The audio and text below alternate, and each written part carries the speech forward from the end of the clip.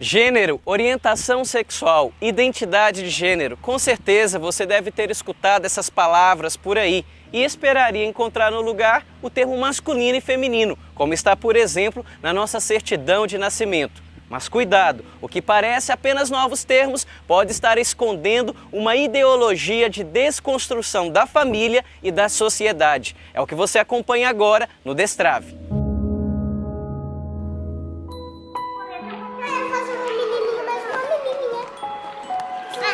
Estas crianças expressam no papel o que enxergam como natural. Uma casa, um menino e uma mulher, flor. Eu desenhei uma casa, um menino e uma menina. A mãe, o pai, a família, um lar. E uma casa, um menino. Será que uma ideologia pode mudar isto? A ideologia de gênero defende a tese de que não existe um homem natural ou uma mulher natural. Não se nasce menino ou menina, e sim a pessoa neutra, como uma folha em branco, sendo então o sexo masculino e feminino um produto da cultura, uma construção social. Dr. Christian, o que é a ideologia de gênero? La ideología de género es una construcción ideológica, como lo dice justamente, en que hay una presentación hacia el mundo, hacia toda la gente, de que el ser humano no tiene una unidad respecto de lo que es su ser biológico y su ser sexual en su identidad sexual. Resulta que tú cuando naces no eres hombre o mujer, sino que vas a ser algo que puedes llegar a ser de género masculino, de género femenino o con los dos géneros mezclados, un poquito más de acá o un poquito más de allá, ¿ya? Dependiendo de cómo fuiste tú viviendo, de cómo fue tu educación, de cómo fueron tus experiencias. Entonces, lo que hace la ideología de género es quitarle el carácter de moralidad, por así decir, o sea, de lo que es correcto a nuestro cuerpo. A ideologia de gênero nasce apoiada na filosofia marxista de luta de classes, onde, segundo Friedrich Engels, a primeira opressão de uma classe por outra surge com a do sexo feminino pelo masculino. Mais tarde, a filósofa francesa Simone de Beauvoir escreve: "Ninguém nasce mulher, e sim torna-se mulher." Nos anos 60 e 70, estas ideias serão difundidas e ensinadas nas grandes universidades do mundo por intelectuais feministas, até chegar na agenda da 4ª Conferência Mundial das Nações Unidas sobre a Mulher, em Pequim, palco escolhido para cunhar esta ideologia na sociedade. E foi em 1995, em Pequim, que a ONU propôs isso. E por que ela propôs como ideologia e não uma teoria? ¿Tem uma fundamentação científica por detrás dessa proposta? Yo creo que tiene una fundamentación en el sentido que al ser una ideología y más que una teoría, entra en el terreno político. Entra en el terreno político a tal punto, ¿no es cierto?, que justamente se introduce a través de los grandes organismos que tienen injerencia sobre las legislaciones de los países. Entonces, cuando esta ideología se impone ciertos tratados, ciertas resoluciones, como lo que pasó en Beijing, ¿no es cierto?, esa le da la autoridad a las organizaciones derivadas de Naciones Unidas a, por ejemplo, exigirle a uno de nuestros países que si quieren obtener ayuda para programas sociales, para programas educacionales, tienen que garantizar que se cumplan en su país las resoluciones que la Nación Unida hace sobre una serie de otras cosas, y entre ellas, por supuesto, en primera línea, la ideología de género. Y eso implica, la ideología de género, el problema que tiene es que va a deconstruir, a desarmar el concepto de familia.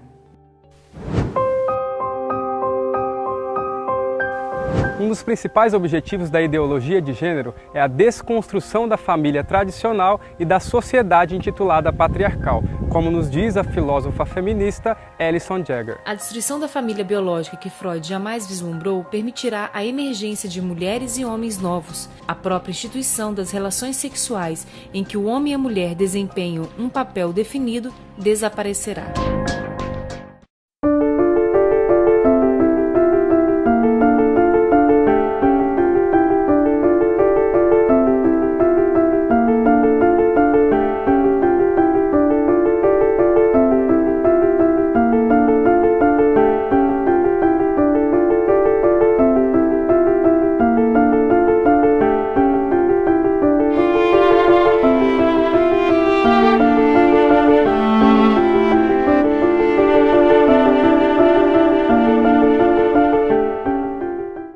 Strave conversou com o casal Tatiana e Ronaldo, que fazem parte da pastoral da família da Arquidiocese do Rio de Janeiro.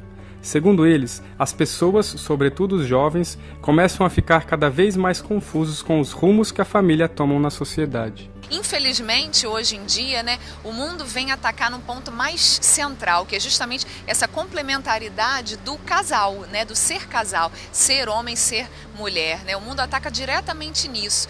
E a gente vê que muitas vezes os jovens, principalmente, se sentem confusos. Será que eu posso escolher, então, ser homem ou ser mulher, E hoje em dia você vê certos tipos de jargões que você tem que ser politicamente correto, E você é quase um palavrão você falar em verdades absolutas, Só que o que a gente vê é que homens e mulheres nasceram com uma diferença, mas justamente para que, buscando o outro, eu aprenda o sentido da minha vida, que é aprender a amar como Deus ama, com o meu corpo, sendo homem, sendo mulher, um que completa o outro. Quando a gente descaracteriza aquilo que a gente descaracteriza uma coisa que a gente ouviu há pouco tempo de Dom Antônio Augusto, que é o nosso bispo auxiliar aqui na Arquidiocese, que cuida das famílias. Cada um de nós é um dom de Deus. E é um dom preciosíssimo, pensado e sonhado por Deus, para que nós fôssemos exatamente da forma como Ele nos criou. E não nós queremos, por sugestões, por insinuações, dizemos que nós não somos aquilo que nós somos, a sexualidade que nós somos, que nós vivemos e que nós fomos criados. O cardeal Ratzinger, hoje Papa Bento XVI, em 2004, ele mandou uma carta para os bispos onde ele fala do papel do homem e da mulher, numa correlação. E ali ele atenta e diz da ideologia de gênero como uma ameaça também à família, ao seio familiar. De que maneira a família pode ser atingida, ela pode ser até mesmo desfigurada dentro do seu papel atual? A partir do momento que essa ideologia quer constituir uma união entre pessoas do mesmo sexo, seja homens, seja mulheres, e equipará-la a um casamento, a um matrimônio, começa também aí uma grande ameaça à família, porque se vai criando na cultura um conceito que família é qualquer tipo de união homoafetiva.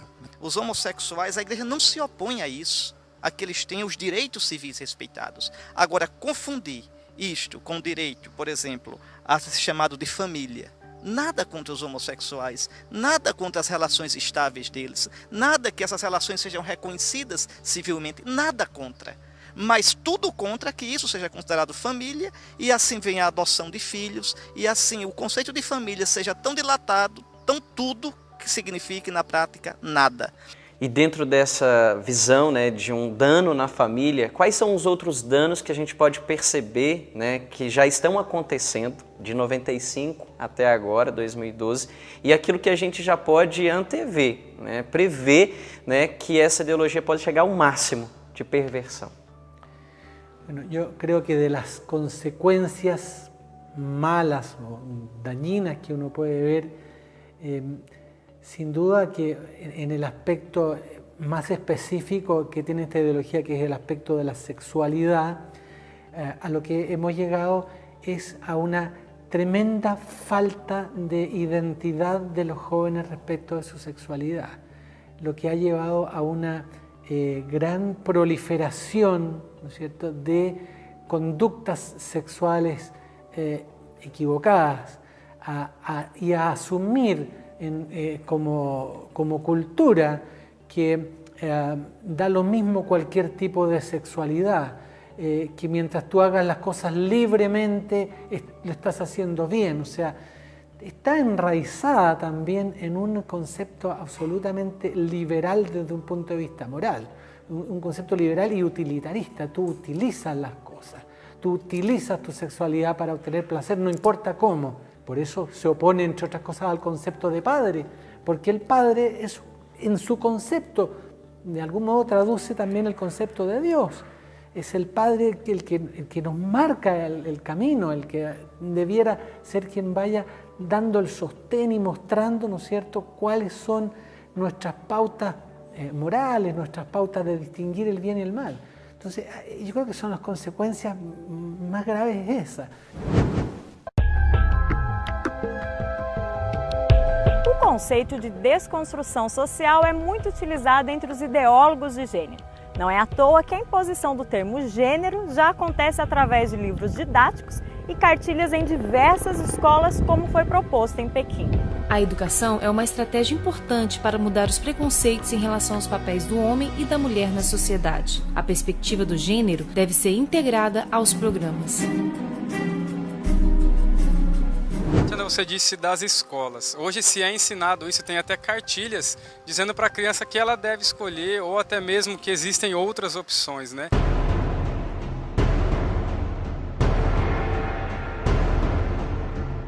Se eu tenho meu filho, ele está lá na escola e eu não tenho como barrar essa informação.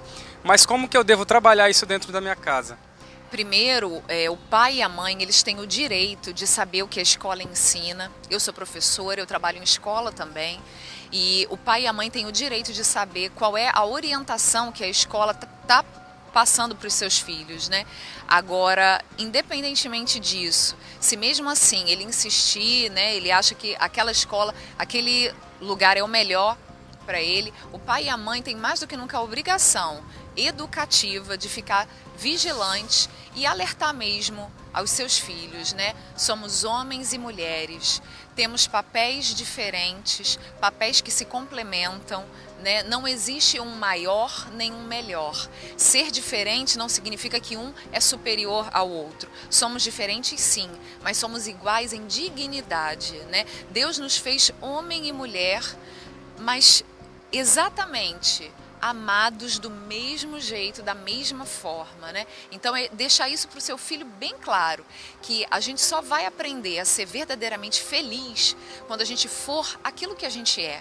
Deus tem um plano de salvação, Ele conhece a gente muito mais do que nós mesmos e Ele sabe qual é o jeito, qual é a forma de amar aqui na Terra que vai nos conduzir à santidade, à salvação, né? Deixar isso para o seu filho bem claro, uma orientação cristã, né, nessa ótica da educação.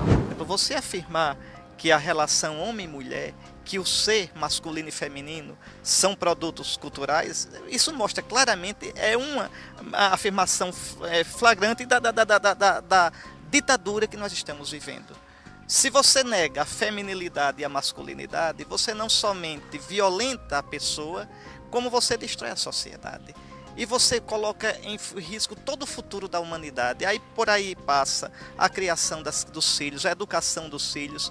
Somente os regimes totalitários negaram o direito, por exemplo, à realidade da família como lugar da produção e da vida em todos os seus aspectos e em todas as suas fases. Eu recordo agora a cultura, a civilização espartana. Considerava os filhos propriedade do Estado. A mesma coisa que a Coreia do Norte, que os regimes totalitários que a Alemanha de Hitler fazia. Então os filhos são do Estado. Eles não ficam com o pai, com a mãe. Eles não nascem no referencial masculino feminino de uma família. Que tipo de humanidade nós teremos? Uma humanidade eugênica, uma humanidade fabricada no laboratório, uma humanidade desumana. É isso que o ponto ao qual qualquer ideologia conduz, a desumanização, nos seus vários níveis. Vamos a ser arrinconados, vamos siendo cada vez más perseguidos también, porque las leyes van a ir a decir, tú dices que porque esta persona, este niño, tiene genitales masculinos a su nombre, tú estás cometiendo un delito. porque tú estás con eso imponiendo una visión que está limitando el que todas estas otras personas como nosotros, que nosotros pensamos que el sexo, la sexualidad es una cosa indiferente y que lo importante es que tú te sientas libre, que tú hagas lo que quieras, tú nos estás atacando al enseñarle a tu hijo que porque él nació siendo hombre, realmente esa masculinidad biológica, fisiológica, se tiene también que tener una consequência en lo psicológico. Podemos falar então que esta ditadura gay é fruto desta ideologia de gênero? O al revés. Es posible también que la estructura de lo que llamamos el lobby de las comunidades gay han creado esta ideología de género, con lo cual han logrado un sustento y una fuerza que antes no tenían. O tema da homossexualidade também foi muito abordado em Pequim, sendo sugerido pelos seus conferencistas como um terceiro sexo ou um novo modelo familiar. Mas a igreja, que defende o modelo tradicional de família, é constantemente mal interpretada em seu pensamento em relação à homossexualidade. Sobre esse assunto, o que dizem os seus pastores? As discussões sempre são numa cortina de fumaça para que você não tenha os elementos claros dessa discussão. Por exemplo, vamos tomar a posição da igreja. A igreja é contra a violência contra os homossexuais? Totalmente.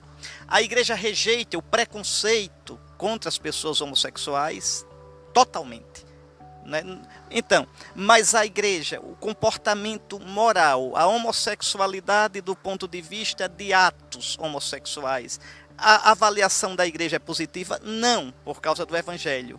Mas uma coisa é a avaliação do fenômeno e outra coisa o respeito à pessoa do homossexual. Segundo o Catecismo da Igreja Católica, os atos de homossexualidade são intrinsecamente desordenados e contrários à lei natural, fechando o ato sexual ao dom da vida. Desta forma, em caso algum, podem ser aprovados. Muitos acusam a igreja de ser homofóbica por não aceitar a prática homossexual. O que a igreja diz sobre a homossexualidade? Bom, aqui nós temos que considerar duas coisas diferentes. Primeiro, o fenômeno, não é, da desordem que existe de uma pessoa sentir atração pelo mesmo sexo. Não existe nenhuma homofobia em nós considerarmos a estrutura do mundo real. A estrutura do mundo real nos diz o seguinte, que não existe nenhum modo de haver uma união genital entre duas pessoas do mesmo sexo. Os órgãos genitais de duas pessoas do mesmo sexo não combinam. Você tem que unir o órgão genital com alguma coisa que não tem nada a ver com o órgão genital. Então, quando nós olhamos como igreja para o fenômeno da atração sexual pelo mesmo sexo, nós olhamos querendo o bem da pessoa. E a igreja, como mãe, ela não quer aqui simplesmente o bem da pessoa, custe o que custar. Não, a igreja quer o bem da pessoa integral. Então, a pessoa que quer realizar o sexo com o mesmo sexo, do mesmo gênero, não é? Essa pessoa está querendo algo que irá desestruturá-la. Então, uma mãe, ela dá notícias ruins para o seu filho, se quer educá-lo. Uma mãe tem que chegar e dizer, meu filho, isso vai te machucar, não faça. A mesma coisa, a atração pelo mesmo sexo, não é? A igreja considera que existe ali uma desordem. Se você der vazão a essa desordem, quanto mais você promover essa desordem, mais você vai se prejudicar como pessoa. São vários os documentos da Santa Sé e conferências episcopais que repudiam a violência contra pessoas homossexuais. No documento Carta aos Bispos da Igreja Católica sobre o atendimento pastoral das pessoas homossexuais da Congregação para a Doutrina da Fé, podemos encontrar: é de se deplorar firmemente que as pessoas homossexuais tenham sido e sejam ainda hoje objeto de expressões malévolas e de ações violentas. Semelhantes comportamentos merecem a condenação dos pastores da Igreja onde quer que aconteçam. O Catecismo da Igreja Católica também diz que as pessoas homossexuais devem ser acolhidas com respeito, compaixão e delicadeza. Evitar-se-á para com eles todo sinal de discriminação injusta. De que maneira a igreja ela acolhe essas pessoas que trazem essa inclinação homoafetiva? Da mesma forma que acolhe a todas as pessoas com todas as suas ideologias, com todos os seus defeitos, com todos os seus pecados, né? Jesus Cristo veio para encarnar-se e assumir a humanidade em todas as suas dimensões. Né? E essa encarnação não é encarnar os defeitos das pessoas, os erros das pessoas, mas encarnar aquilo que é mais essencial na pessoa, né? A imagem de Deus que Ele eleva a graça e redime, liberta e dá uma vida nova. Então a igreja acolhe a todos porque a igreja é a presença viva de Cristo entre os homens. E Cristo veio para todos, morreu por todos, ressuscitou para todos e quer dar uma vida nova a todos aqueles que se abrem ao seu amor, né? Olha, em primeiro lugar, nós precisamos de um grande respeito pela pessoa humana, independentemente da sua opção, da sua decisão. É uma pessoa que deve ser respeitada, amada, compreendida. E a nossa primeira atitude como igreja é sempre o diálogo, é sempre uma atitude de ir ao encontro das pessoas. Muitos falam que a igreja deve evoluir na visão de mundo e que seu discurso é incompatível com os tempos modernos. O senhor acredita que a igreja vai rever a sua posição em relação à homossexualidade? O cardeal Ratzinger, quando era ainda prefeito da Sagrada Congregação para a Doutrina da Fé, ele assinou um documento que dizia exatamente isso. Nenhuma ideologia, no caso aqui a ideologia gay, será capaz de mudar a estrutura da realidade. Então eles podem repetir o quanto quiserem, mas da união entre dois homens e entre duas mulheres não sai vida. E a união entre o homem e a mulher acontece vida. Ora, qualquer criança é capaz de enxergar a diferença. Repito, a igreja, para os de fora, respeita isso totalmente. Para os seus filhos, ela diz, isso é contra o que Deus pensou para a sexualidade humana. Pronto. E a pessoa aí é livre, como qualquer pessoa é livre para seguir ou não os mandamentos de Deus. Então, um homossexual, o próprio catecismo da Igreja Católica diz isso. O homossexual é chamado a carregar a sua cruz e caminhar para a santidade. Isso quer dizer que a própria igreja reconhece que uma pessoa com tendência homossexual pode ser santo. Pode ser santo. A tendência homossexual não impede você de santidade. E o desafio de santidade é para todos. Homofobia é a gente dizer a santidade é só para os héteros, para os homossexuais não. Não, a Igreja Católica diz o contrário. Nós temos uma espiritualidade inclusiva. Vem você ser santo também. Venham, os homossexuais venham ser santos na igreja, venham viver a castidade.